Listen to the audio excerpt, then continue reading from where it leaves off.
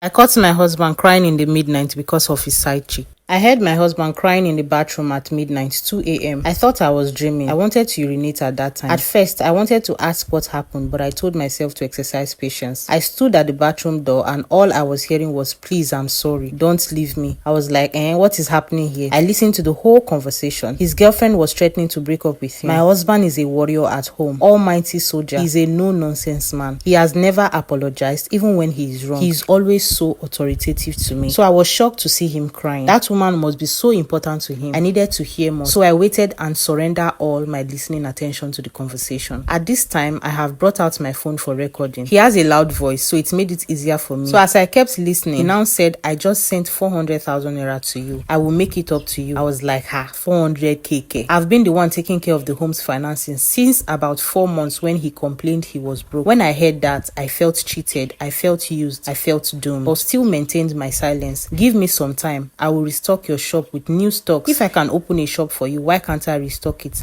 I'm sorry for asking you how the stocks went down. I'm sorry for asking what you were using the money for. I know business sometimes can be funny, so I understand you. Hey, my head wanted to burst. My husband, I wanted to actually run mad. God.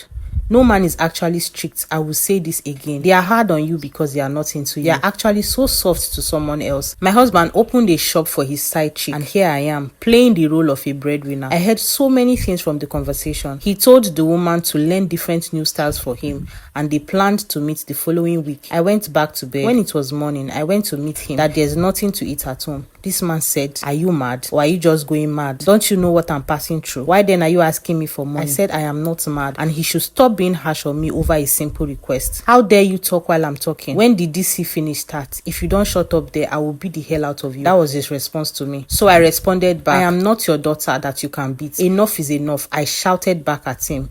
In our 8 years of marriage, I have never raised my voice at my husband. He is so strict. I even shake when standing in front of him because anytime gbas would just land on my face. So he was shocked at my response. I told him I am done being the husband, that he should take over his responsibility. He said, "Then watch your children starve. It's not my business." Then I replied, "If you didn't watch your concubine starve, then you dare not watch my children starve." I told him school has resumed. Don't forget to pay their fees and all, or else we will drag each other to court. He said, "Which concubine?" I said, "The one you opened shop for and sent 400k to yesterday, and that you are going to meet next week for a sweet bedroom exercise." His voice now went down.